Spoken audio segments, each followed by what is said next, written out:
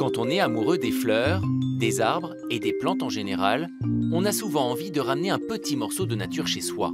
C'est ce que font de plus en plus d'adeptes en installant à leur domicile des terrariums, un objet décoratif relativement simple à confectionner. On va faire nos strates. Donc, les strates, c'est des lignes de gravier qu'on fait. Donc, ça a un but qui va être un but esthétique.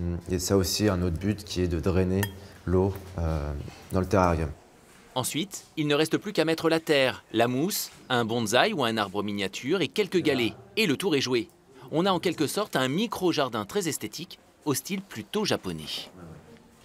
C'est apaisant en fait, hein. Et puis manipuler les textures, la terre qui est très fraîche, et puis laisser libre cours à son imagination, sa créativité aussi. Je pense que je vais le mettre dans ma chambre ou peut-être l'offrir. Et que ceux qui n'ont absolument pas la main verte se rassurent, le terrarium nécessite très peu d'entretien.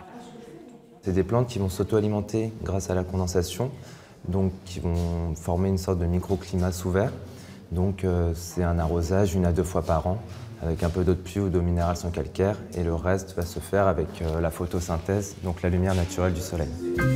Alors raison de plus pour se lancer, d'autant qu'avec quelques dizaines d'euros, on peut vraiment créer un petit monde végétal des plus charmants.